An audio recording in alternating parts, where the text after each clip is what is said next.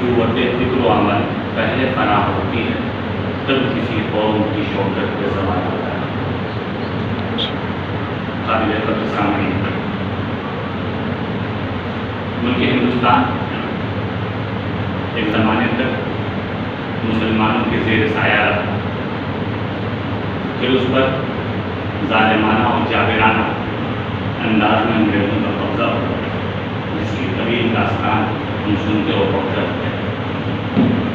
پھر اس ملک میں اپنے اندر آزادی کی ہوا اور فضا محسوس کی، اور وہ ہوا پچھلے 70-72-73 سالوں سے لگاتار دیکھی جا رہی ہے، تو محسوس کی جا رہی ہے۔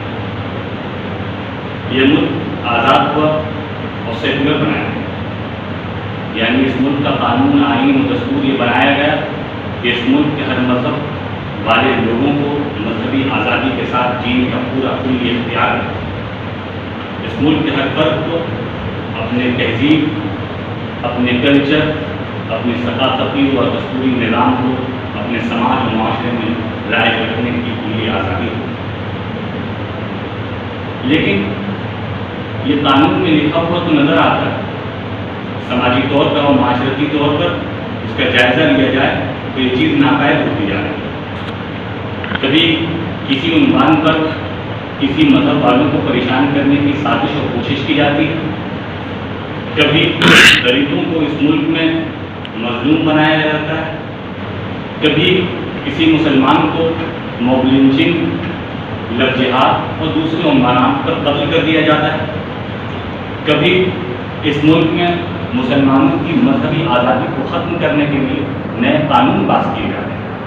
یہ صورتحال ہمارے اور آپ کے آنکھوں کے سامنے کہ پچھلے کچھ دنوں سے ایسی نفرت کی فضا اس ملک میں عام کی جا رہی ہے اور پھیلائی جا رہی ہے کہ انسان گھٹن کا شکار ہو رہا ہے۔ کہا تو جا رہا ہے کہ ملک آزاد ہے، لیکن اسے غلامی محسوس ہونے لگی ہے۔ کہا تو جا رہا ہے کہ ملک آزاد ہے، لیکن انسان اپنے کام میں بااختیار اپنے آپ کو نہیں محسوس کر رہا ہے۔ کہا تو جا رہا ہے کہ ملک آزاد ہے، لیکن پچھلی اخباروں کی سرخیاں بتا رہی ہیں کہ ملک غلامی کی طرف بہت تیزی سے دھکے رہا ہے۔ ملک دن بدن بدتریت کا شکار ہو رہا ہے، ظالمیت اپنا پر پھیلا چکی ہے اور مظلوم لوگوں کو بنایا جا رہا ہے۔ اس میں سب سے پہلا نشانہ مسلمان ہے۔ مسلمانوں کے سلسلے میں یہ کوشش کی جا رہی ہے کہ وہ کہنے کے لیے مسلمان تو رہیں، لیکن ان کے دل سے ایمان کو کھرچ کر نکال دیا جائے۔ کوشش یہ ہو رہی ہے کہ وہ کہنے کے لیے مسلمان تو رہیں، لیکن ان کی آنکھوں سے اسلامی حیا نکال کر پھینک دی جائے۔ کوشش یہ ہو رہی ہے کہ وہ کہنے کے لیے مسلمان تو رہیں، وہ نام کے مسلمان رہیں، لیکن ان کا لب و لہجہ، ان کا حلیہ، ان کا طرز، ان کا نظام سارا کچھ غیر مسلموں جیسا ہو جائے۔ اس کے لیے اس ملک میں یکساں سول کوڈ کے نفاذ کی کوشش کی جائے، اور یہ کوشش آج سے نہیں ہو رہی ہے۔ اس وقت یہ ملک آزاد ہوا 1947 میں، اور اس وقت جب قانون بنانے والوں نے قانون بنانا شروع کیا تھا، اسی وقت ان شر اور فسادی لوگوں کے ذہن میں اس وقت آ گیا تھا کہ اس ملک کو ہندو نظام کے تحت چلائے۔ یہی وجہ ہے کہ قانون میں اگر آپ دیکھیں گے اور غور کریں گے تو دفعہ 44 کی مثال موجود ہے، جس میں لکھا ہوا ہے کہ اگر گورنمنٹ کوئی چاہے تو اس ملک میں یکساں سول کوڈ کا نظام قائم کیا۔ جب اس دستور کے خلاف ہمارے اپنوں نے احتجاج کیا اور نعرے لگائے اور لوگوں کو ڈپٹا اور ڈانٹا کہ یہ کیا کر رہے ہو تم، یہ ملک سیکولر رہے گا اور اسی بنیاد پر ہم یہاں رکے ہیں، تو ان لوگوں نے ایک چھوٹا سا شق نکال دیا اور لکھ دیا کہ دفعہ 25 کے تحت مسلمانوں کو اس ملک میں مذہبی آزادی حاصل، جس کا نتیجہ یہ ہو رہا ہے کہ ہر کچھ دنوں پر یکساں سول کوڈ کا نعرہ لگایا جا رہا ہے، ہر کچھ دنوں پر یہ کوشش کی جا رہی ہے کہ مسلمانوں سے وہ مذہبی آزادی چھین لی جائے اور سلب کر لی جائے اور ان کو مجبور محنت بنا کر اس ملک میں غلام بنا کر رکھا جائے۔ دور حاضر میں یہ فتنہ بہت بڑھ گیا اور یہ حالت آ گئی کہ پرائم منسٹر جو اس ملک کا سب سے باعزت عہدہ ہوتا ہے، اس نے بیان جاری کر دیا کہ اس ملک کو یکساں سول کوڈ کی ضرورت ہے اور اس کو قائم کر دینا چاہیے۔ اس ملک کی عدالت، جس کو عدالت عظمیٰ اور سپریم کورٹ کہا جاتا ہے، جس سے یہ امید رکھی جاتی تھی کہ وہ انصاف کا پرچم لہرائے گی اور انصاف کا نعرہ لگائے گی، اس کی حالت یہ ہو چکی ہے اور وہ اتنا مجبور ہے کہ وہ بیان جاری کر رہا ہے کہ اس ملک میں یکساں سول کوڈ کی ضرورت ہے۔ صورتحال یہ ہے کہ ہر مختلف صوبوں میں جہاں بی جے پی کی گورنمنٹ تو سرکار ہے، دوسرے بعض لوگ جو کٹر ہیں اور نفرتی نظام کو قائم کرنا چاہتے ہیں اس ملک میں، وہ یہ نعرہ لگا رہے ہیں کہ اس ملک میں یکساں سول کوڈ قائم ہونا چاہیے۔ اس موقع پہ ہماری اور آپ کی ذمہ داری دوسرے عام لوگوں سے مختلف ہو جاتی ہے۔ ہماری ذمہ داری یہ ہے کہ اس موقع پر ہم جس طرح بھی ہو سکے اس کا بائیکاٹ کریں، اور اس کے لیے مسلم پرسنل بورڈ، امارت شریعہ اور دیگر بہت سی تنظیموں نے اپنا بیان جاری کر دیا ہے اور صاف اعلان کر دیا ہے کہ کیا قانون میں تبدیلی اور دستور میں کیا تبدیلی ہو رہی ہے اس سے مجھے کوئی مطلب نہیں ہے۔ مجھے مطلب ہے اس سے کہ اس ملک میں جو آئین اب تک چلا آ رہا ہے اسی آئین کے مطابق ہم جی رہے ہیں اور جیتے رہیں گے، اسی قانون کے مطابق ہم اپنی زندگی گزاریں گے اور اسی دستور کے مطابق ہم اس ملک میں رہیں گے۔ اپنی شریعت کی حفاظت، ہماری جو ذمہ داری ہے اس کو ہم ادا کریں گے۔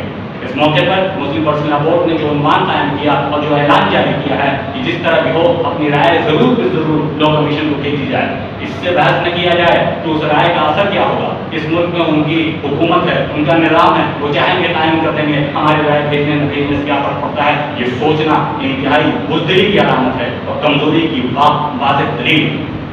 ہمیں اس موقع پہ سوچنا چاہیے کہ ہم اس موقع پہ جو ہو سکتا ہے کریں گے۔ ہم کم سے کم ابھی لا کمیشن کو درخواست بھیج دیں گے، کل ہو کر ضرورت پڑے گی ہم سڑکوں پہ آئیں گے، اس کے بعد ضرورت پڑے گی تو ہم گولیاں کھا لیں گے، لیکن اس ملک میں شریعت کے مطابق جی رہے ہیں اور جیتے رہیں گے۔ چاہے تمہیں کوئی قانون لانا لے آؤ، جو دستور تمہیں قائم کرنا کر دو، ہم اس ملک میں اسلامی تشخص کے ساتھ جی رہے ہیں اور جیئیں گے۔ یاد رکھیے، اپنے ذہنوں میں صاف طور پر اس کو بسا لینا چاہیے ہم لوگوں کو کہ وہ کیا کر سکتے ہیں۔ یہ تو ہو سکتا ہے کہ اس ملک میں ان کی حکومت قائم ہے اور ظالمانہ طور پر وہ ہمارے پاؤں میں بیڑیاں ڈال دیں، ہمارے ہاتھوں میں ہتھکڑیاں لگا دی جائیں، ہمارے گلے میں توق ہو اور ہمارا جسم پورا زنجیروں میں جکڑ دیا جائے، لیکن یہ نہیں ہو سکتا کہ ہم ان کی غلامی تسلیم کر لیں گے۔ یاد رکھیے گا، سب سے پہلی غلامی یہ ہوتی ہے کہ انسان فکری طور پر غلام ہو جائے اور اس کا ذہن غلامی قبول کر لیتا ہے۔ جس دن ایسا ہوتا ہے انسان غلامی کا ایسا شکار ہوتا ہے کہ پھر اس کے دماغ میں آزادی کا خیال رکھتا ہے۔ ہمیں یاد رکھنا چاہیے کہ ہم آزاد تھے، آزاد ہیں اور آزاد ہی رہیں گے۔ ہمارا یہ آزادی کا حق کوئی ہم سے سلب نہیں کر سکتا ہے۔ ہم پوری کوشش کریں، ہم جس کمروں میں رہتے ہیں، ہماری انجمنوں میں ہمارے سارے لوگ وہ نہیں ہیں جو ہمارے کمرے میں ہیں۔ کمرے میں دوسرے لوگ ہوں گے، دوسرے صوبوں کے ہوں گے، دوسرے علاقوں کے ہوں گے، لیکن ہماری یہ کوشش ہونی چاہیے کہ ان سے ہم گزارش کر کے ان کو سمجھا بجھا کر ان کو بیٹھا کر ان کو بتائیں کہ کیسے لا کمیشن کو یہ درخواست بھیجا جائے گا۔ ہم دوسرے کمروں میں، اپنے ساتھیوں میں، علاقائی ساتھی میں، دوسرے لوگوں میں، تمام لوگوں میں اس پیدا قائم کی جائے، کیونکہ صرف 2 دن قائم ہے۔ کم سے کم یہ تأثر تو جائے کہ مسلمان کسی طور پر زندہ ہے۔